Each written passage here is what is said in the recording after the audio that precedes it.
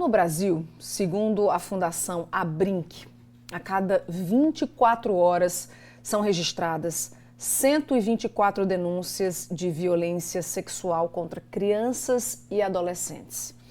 Esses números aumentam cada vez mais desde 2022. Aproximadamente 65% desse total está na faixa etária de 5 a 14 anos.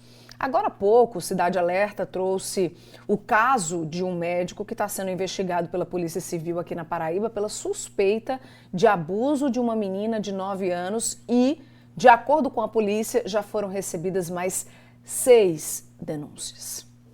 O Jornal da Correio conversa agora com um psicólogo clínico por videochamada para trazer aqui algumas informações sobre os impactos psicológicos nessas vítimas. A gente conversa agora com Eudes Nascimento. Seja bem-vindo ao Jornal da Correio, Eudes. Boa noite para você.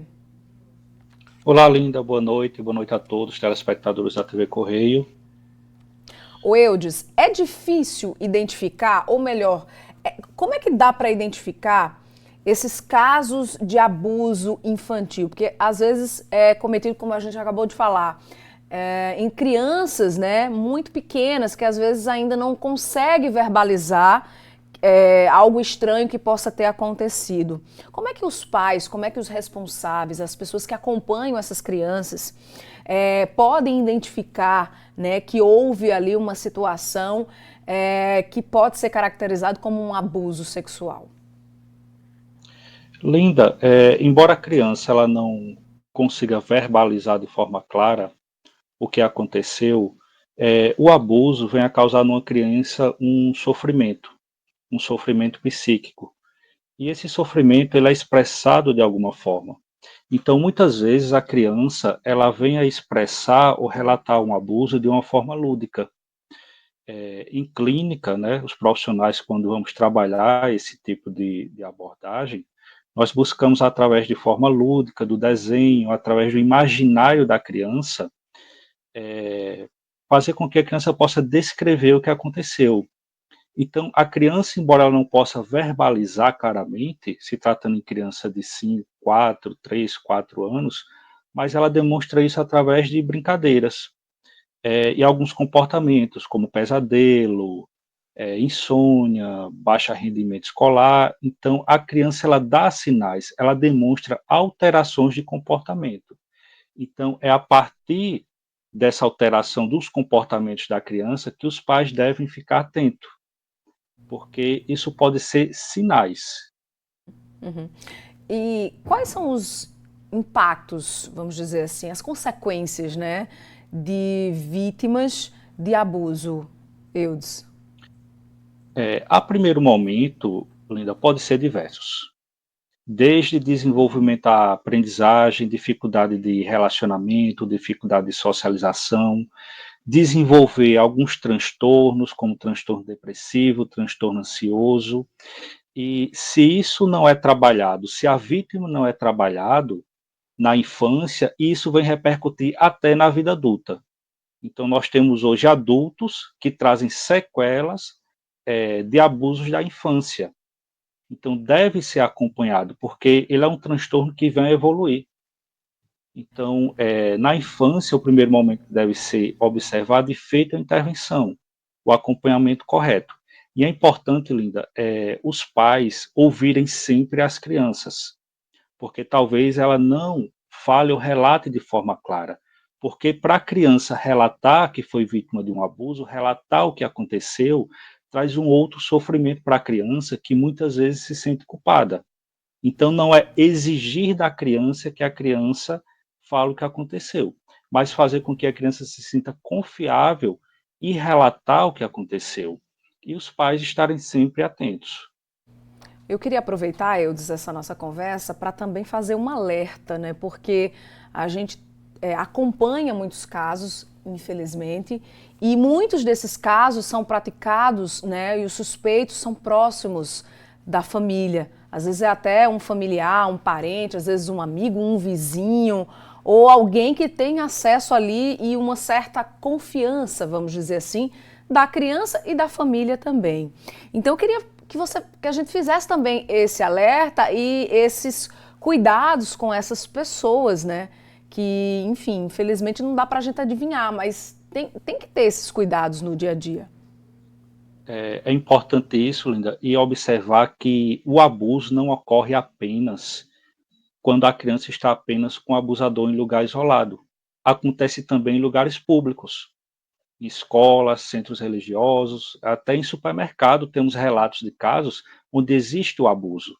Ou seja, onde existe o toque indevido, onde existe a exposição indevida, e muitas vezes as pessoas que estão à volta sequer percebem, porque o abusador, muitas vezes, ele conquista a confiança daquela criança e ele impõe medo àquela criança.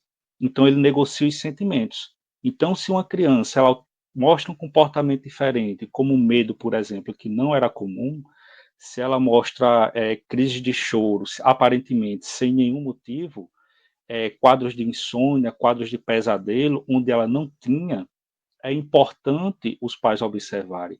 Como também, Linda, é importante trabalhar de forma preventiva. Como é trabalhar de forma preventiva? Hoje existem vários métodos pedagógicos à disposição, onde podemos trabalhar com a criança a reconhecer o seu próprio corpo, a dizer à criança quais os lugares que uma pessoa pode tocar e os lugares que uma pessoa não pode tocar. Isso já pode ser feito a partir desde a primeira infância e sinalizar para a criança onde o papai pode tocar, onde a mamãe pode tocar, onde nenhuma outra pessoa pode tocar. E o que ela deve fazer caso alguém queira tocar nas partes que não pode.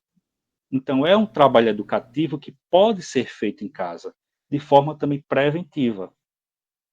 O Eudes, e no primeiro sinal, no menor sinal de que algo possa ter acontecido, é importante também a gente sinalizar o que fazer, né? Procurar, não sei, um especialista, uma pessoa que possa também ajudar nesse processo de recuperação. Sim, porque a criança ela vai mostrar uma alteração de comportamento, seja de desenvolvimento, uma alteração de humor. Né? Isso vai refletir em casa. Por quê? Porque aquela criança está passando por um momento de sofrimento psíquico. E em alguns casos, a criança ela chega a recriar a cena do abuso, com o irmão menor, com um animal de estimação, através de um desenho, ela começa a reproduzir. Então, a criança, dependendo da faixa etária, ela não tem a sua libido desenvolvida a esse ponto. Então, na verdade, ela está representando algo que ela ou foi vítima ou ela presenciou. Então, é importante os pais observarem o comportamento dos filhos, observarem na brincadeira, na conversa. É importante os pais conversarem com os filhos, brincarem com as crianças e perceber como a criança está conduzindo aquela brincadeira. E ao primeiro sinal, a primeira ponto de dúvida, não confrontar a criança, porque a criança já é vítima e a partir do momento que o responsável está demonstrando uma certa autoridade, a criança se sente vítima novamente. Então, o primeiro sinal, pedir orientação de um profissional para fazer o acompanhamento, observar na escola se a criança tem mostrado queda de rendimento.